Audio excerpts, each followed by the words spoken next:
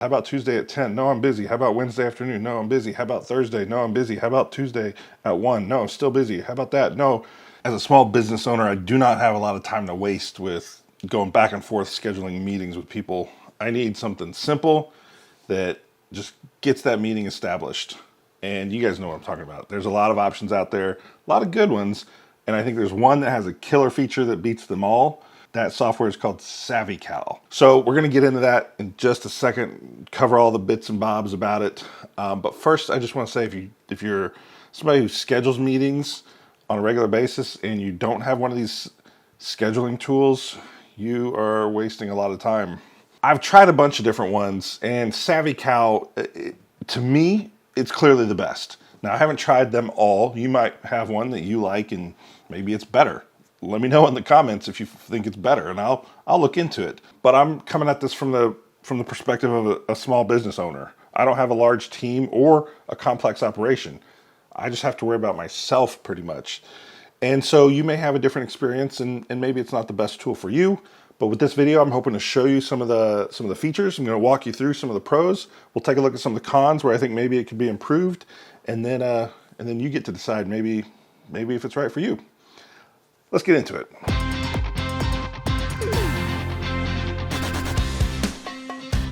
Okay, so welcome back to the channel. My name is Kendrick Dish. On this channel, we look at some of the tools, the creative tools that I use, that we all use to get our jobs done as creative professionals and small business owners. So calendaring is one of them. SavvyCal is the tool we're looking at. Let's go to the landing page. Let's look at SavvyCal.com. Real quick, you can see the thoughtful way to find a time to meet. I want to show you what they say, what they show you right here. A fundamentally different scheduling experience. This is, I think, what they want us to know right away, is that the interface looks different. And you can see right here on the left, common calendaring tools. This looks a lot like Calendly. It looks like another one called TidyCal that was probably based off of Calendly. But you have a list of times, and you just choose. You have a day. You have some dots that represent the calendar day, and then you have a list of times that are available on that day. And that interface is not very useful, to be honest, because then you're trying to just figure out, well, what time is that? What day is that? What's my calendar say? But if you look over here on the right, this is quite literally how the screen looks once you're inside of SavvyCal. Is you can see the time slot on the calendar. You can see that it's a Tuesday. You can see it's at 1, and it just is a very user-friendly way to select a time. Now, even more so, and we'll get into this in a second, is that user can actually overlay their own calendar on top of this. So then they can see where they have meetings, where they don't have meetings, and it really creates a very seamless way, quick and efficient, to just find the gaps in the calendars that overlap, and boom, let's have a meeting right then. You know, this list of features, we'll show you some of this stuff in the back end. Just kind of rolling through the rest of this right here. There you go, a lot of features. Some integrations that will you know, if you're asking about integrations, well, here's the list of integrations. And that's it. That's pretty much it for the homepage. Let's minimize this. Once you're logged into SavvyCal, you're at your dashboard, which is basically your list of links that you have available or that you've created. Now, I've created several different lengths of meetings. This one here called Meet with Kendrick is a 30-minute meeting. It's the main one I use. I try and keep those conversations to 30 minutes unless I know it's going to be longer and I have a good reason for it. But sometimes if I think it might be a waste of my time, I might send them a 15-minute meeting link. Or some regulars, I might send them 45 minutes or even a 60-minute. And some of these, we'll talk about some of these other meetings shortly. But this is the process of creating a link. Let's just look at that real quick. Name this link. This is the review test link. Multi-use. Can they use it more than once? That's a great option. You can use it once. If you use it, it goes away. That way, if you're trying to send it to somebody you don't want to have constant access to your calendar, you can send it once and then it expires after it gets used. If you have a client and you want them to be able to book a time on your calendar anytime, you can do the multi-use. Here you can set the length. 30 minutes is fine. We can set our work hours in here as well, or we can do custom availability. So if I wanted to choose who I wanted, I only want to meet with them on Thursday, or like, but I don't want to meet with this person before 10 a.m. ever. People like that, right? So then you can select your work hours. You can do a custom availability. Which calendar, you can have multiple calendars. So my calendar or my company calendar, or other calendars you may have. Maybe like you have other businesses or something, you can have multiple calendars. So maybe your consulting calendar has a different URL, so then you can have that in here. And then there's other features in here. Create events on which calendar. How do you name it? Any other additional info you want to put in there. So if we could just put in, this is the review test. Maybe that helps us get data. Be like, oh, we put that link out on Twitter, and actually that got us a lot of meetings. So then that way you have that info. And then some questions you can have them fill out. Get a phone number. And a prompt like, what do you want to talk about? And then you can have them fill out this form. Okay. Then you can buffer in the limits, which is a nice to have, because you don't want to have meetings butted up. Sometimes you want to have a bathroom break or something in between meetings. So that helps. You can also limit the scheduling frequency, the start time increments. Workflows is an interesting thing. We'll talk about workflows in a minute. Payments we'll talk about in a minute. Integrations we'll talk about in a minute.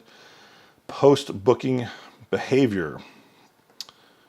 Attendee settings. Developers. These are all just customizations you can make. So it's pretty robust just in how you're setting these links up. You can also edit your URL. So this could, we could say review test link and save it. We got to put in our no spaces in the URL, I think. Okay. So now we have this URL that we can test. So I'm going to copy this link real quick, and I'm going to show it in a new tab. Sorry, not a new tab. I want to show it in a new incognito window, so I'm not logged in or anything. Paste it. This is the beauty of what a user sees. These dark spots, this is my availability. So they can just drag their mouse, hover over here, and say like, this is the time slot that's available to me. Nope, none of this week. Oh, okay, look at that. So that's pretty cool that they can just see these gaps in the schedule. Tuesday the 10th, not available at all. Wednesday, let's make it Wednesday at noon. This is what it looks like. They just type in review test link user, and we'll just do my Yahoo address since it's on screen. What do you want to talk about? Let's talk about SavvyCal. And then let's schedule it.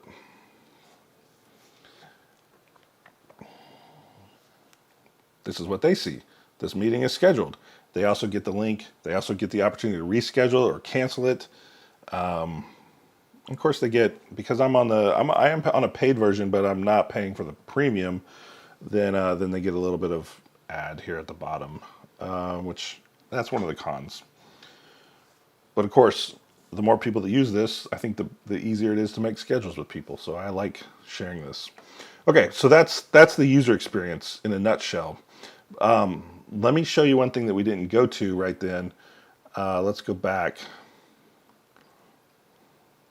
Let's look at this up here. Overlay my calendar.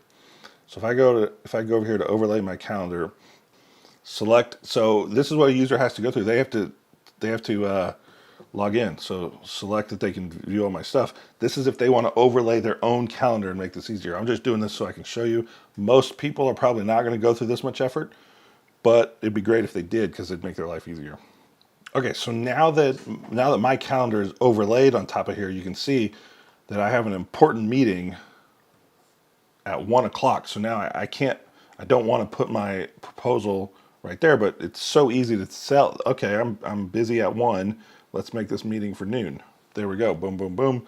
Good to go. That's what it looks like for the user to see. That's how easy it is for the user to schedule themselves with this link. It's fantastic for them.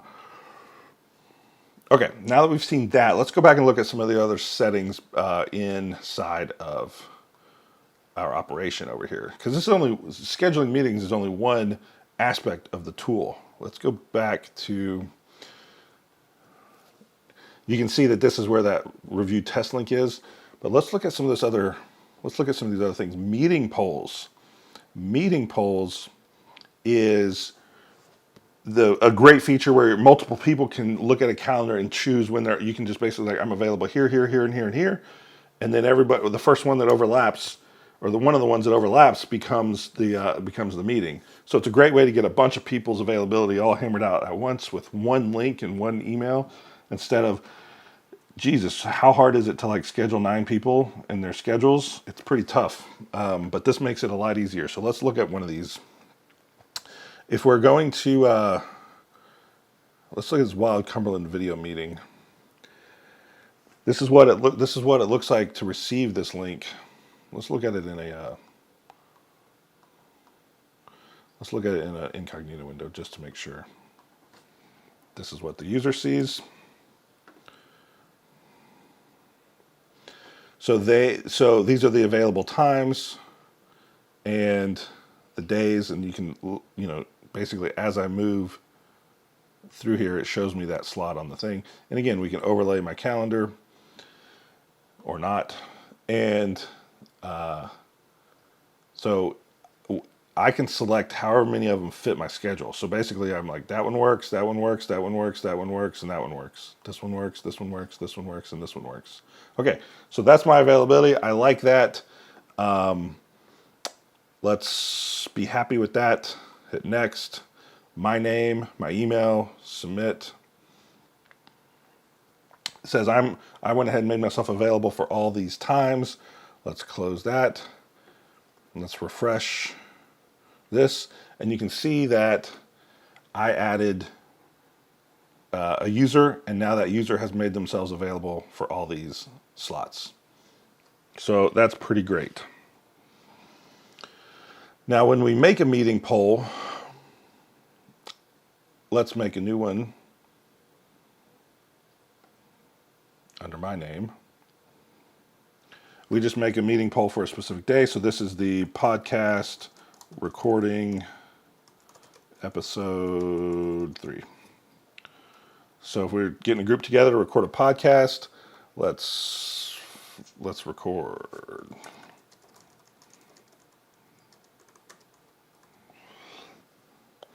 And that'll take us, let's say that's actually a 90-minute meeting.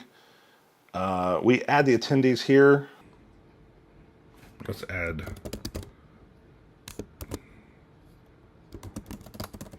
that user. Okay. Here, I got to pick some times. So let's do it next weekend. Let's do it all day. Like basically, I want it to be on Sunday. So here. I can also do others. So I can do like, well, let's start at 9:30. Let's do 11:15. Let's do 12:45. Let's do that.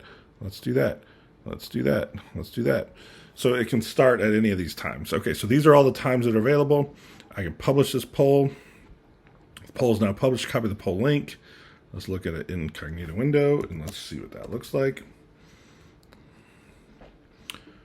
Now, Sunday, these are all the times that we're doing Wealthy Sunday at noon, so that's not available, but I am available there. I'm available there. I'm available. Nope, can't do it then, so I got to do it here, here, here, here, here, here, here, and here. Okay, that's my availability.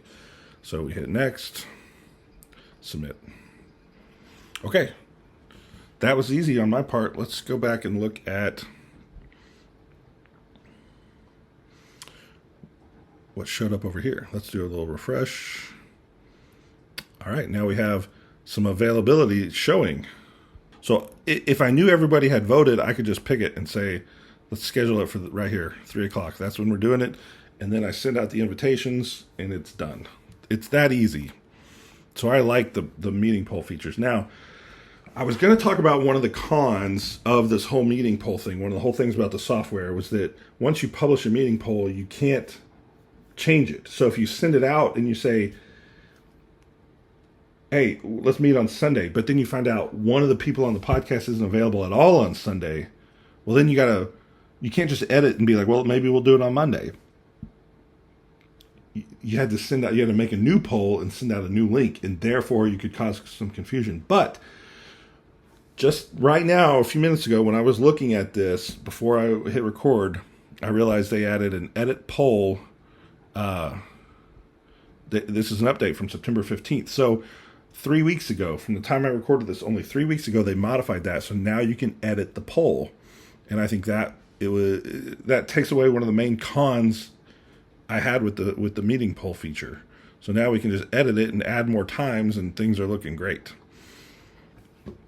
Okay, so moving on to some other features. We're going to kind of blast through some of this other stuff because those are the main things I needed to show you guys, is how easy it makes meeting with a group of people and how easy it makes people make a meeting with me, how easy it is for them to get their calendar looking good. So real quick, let's look at workflows. These are things that you can make, you can schedule these things to happen before and after an event. So let's say you had a sales meeting, you could trigger a follow-up email to go out, a reminder of don't forget to send me your logo or whatever. You can have all these things happen. You can send reminders before, or you can send details right at the start of the event. So let's say you were having a consult, and at the beginning of every consult, you like to send people a booklet of worksheets. Well, then it can just go out right then. But you don't want people looking at it ahead of your meeting. You want it to just go out right at the beginning of the meeting. So you could do stuff like that. That's what the workflow stuff is all about. I haven't explored it all that much, so I can't really talk about it too much. But this is what's available in here. You can trigger Zapier. These are, send a thank you after the event. How long? You can add the action. So these are just things that are pretty great, to be honest, is these automations. I think we're all looking at an automated world soon, so everybody needs these things. Let's go back and let's look at availability. This is just where you set your general availability. My work days is 10 to 5, so that's my hours. The events, there's just a list of everything that's ever run through here, so that's kind of nice to have. Teams, I don't have anybody added to my account, but you can use you can upgrade to get the Teams feature and have all sorts of since I don't know that feature very well, I can't talk about it, but lots of good stuff happening, I presume. Contacts keeps track of everybody. Analytics, if you upgrade, you can look at performance levels of all this stuff, people who sign up and don't show up, people who where they come from, which links they clicked, I guess, the booking rate, analytics. That's a fun game to play. Settings. Let's look at settings real quick. Obviously, you got your profile information here. Time zones, delegated access. If you have somebody managing your calendar for you, that's great, but that's a premium feature. Set your email addresses, get your password. Let's look at organization. So right now, I just have the one. Links. This is what calendar you're setting up, your notifications go to, the default views, buffers, where you set up your default buffers, your start time increments. If you upgrade to the premium plan, you can hide the SavvyCal branding. Let's look at integrations. We looked at the integrations for a second at the beginning of this, but here you can have, right now I use Google Suite Workspace for running my business. So I automatically have Google Meet added to every one of these meetings that's created. But you can also do Zoom, or you can do Microsoft Teams and Squadcast and Whereby. I don't know what those really are. You set up your calendars and choose which calendars you want to see or have available. Here's automations with Slack and Close and Zapier and webhooks. Payments. Let's talk about payments for just a second. If you sign up with a premium plan, you have access to integrate with Stripe so that people have to pay money to meet with you on certain meetings. And I think for consulting or for certain other types of people, that works really well. I don't charge for the meetings, so I don't really have experience to talk about that. But maybe someday I will. Stay tuned for interesting updates coming from over here. Who knew a calendaring app review video would take so long to go through all the things, but I hope you're still watching and enjoying. Browser extensions. I haven't even bothered to mess with this browser extension, but I feel like that's a good idea. And that's kind of the developers and billing. Let's take a real quick look at the billing. I just want to manage my plan.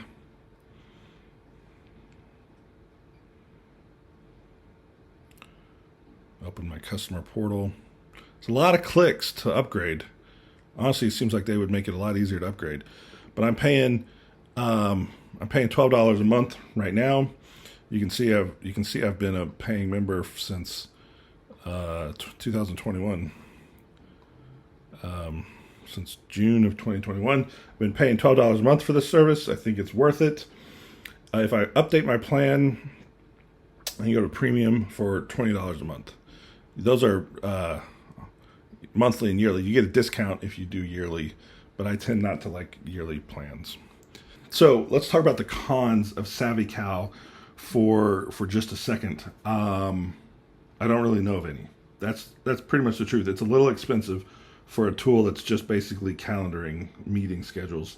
But you can see that it's pretty powerful. You can see it has a lot of features. You can see that it makes your life a lot easier, makes your the people who are meeting with you a lot easier. So other than the cost, $12 a month for a small business, it's not outrageous, but I have a lot of other software costs as well. So it all adds up, like $6 for that, $8 for that, $12 for that, $50 for Adobe, like Google Suites, this and that. And it's like, yeah, all these monthly things add up to quite a bit of overhead. So I try and look out for where I'm going to try and save some money here and there. So yeah, $12 a month adds up. But other than the cost, I think the feature set is pretty much unbeatable at this, from what I've seen. And the user interface is way up here compared to the others, which are down here. So that's my thoughts on SavvyCal. I hope you enjoyed this video. If you do like SavvyCal, there's an affiliate link in the description. I hope you'll click it because that helps this channel out a little bit and it doesn't cost you any more money. And if you like this kind of thing, don't forget to hit like and subscribe. Watch another video because that's this video right up here, like this one right here. I don't know which one I'm going to put right here, but I'm sure it's a good one. Thanks for watching.